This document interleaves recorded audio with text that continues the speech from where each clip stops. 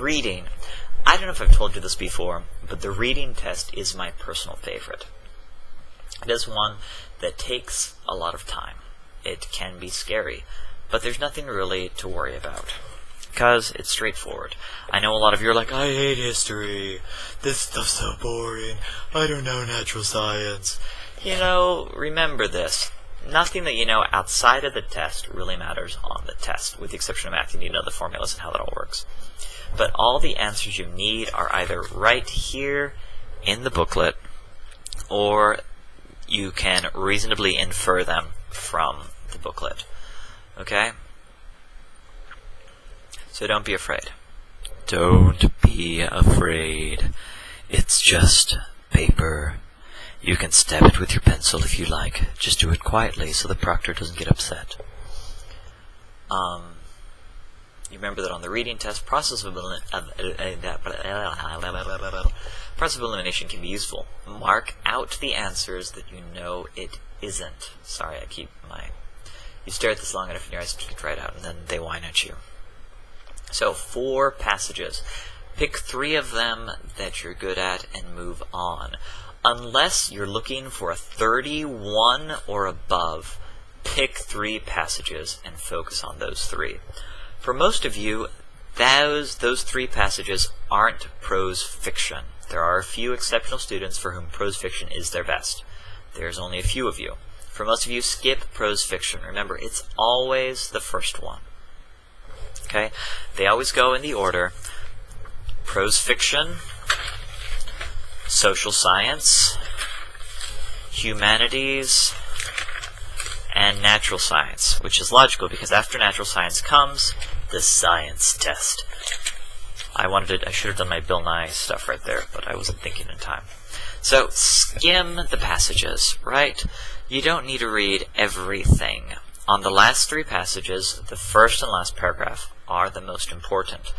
On the social science and natural science passages, they're normally written in a standard essay format. Thesis, main points, conclusion. That's kind of low. Thesis, main points, conclusion. Your introduction and conclusion, your most important in really all the passages. And then your first and last lines really matter. So, make sure you know what you're talking about. So one of my students said yesterday, annotate. Circle things, underline things, put asterisks in corners, mark where answers are, draw all over it, whatever you do. And don't freak out. So, prose fiction is about characters. It's about how they interact.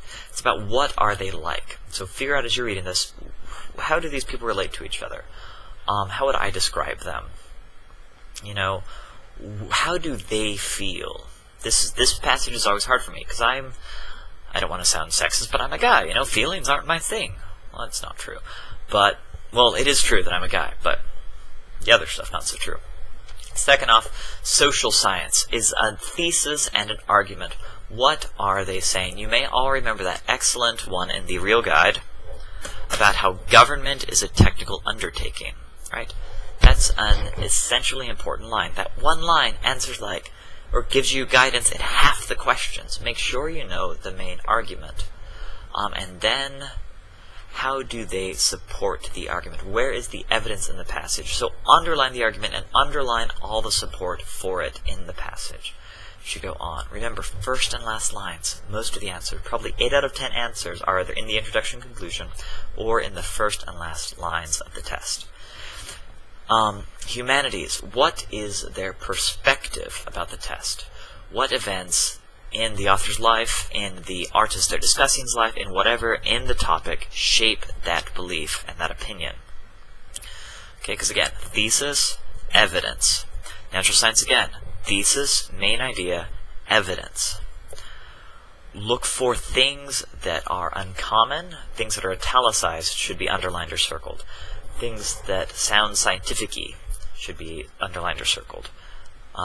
Watch for anything obscure or anything that you're unsure of. Mark it so you can find it later. Hello!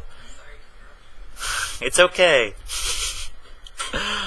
I'm not going to start this over again because I have to leave for an appointment very soon. And then, I cover this in one of the other ones, the most important thing is keep your head in the book. Alright? I'm going to demonstrate this again. I already did it once. So, if you didn't watch the general one, I'm repeating this because it is crazy important. Alright, this is my test setup. I have my answer key here. I don't really have it because, yeah. Focus in here. Answer all the questions by circling them in the book, so you can stay focused in the here and now. After you've finished the passage, after you finish 5, 10 questions, then go over and say 11 is B, 12 is G, 13 is D, because this will save you time, which I know is important on this test, and it keeps your focus right here. You don't break your mind away. Right? And use your hands, use your pencil, follow where you are, connect the dots, right? Keep it in here and get your whole self involved. Not just your eyes. Use your hands, use your pencil, use everything you can. Right? You need to mutter it under your breath, go for it. But just remember, you can do this. It's not that hard. Trust yourself and get it done.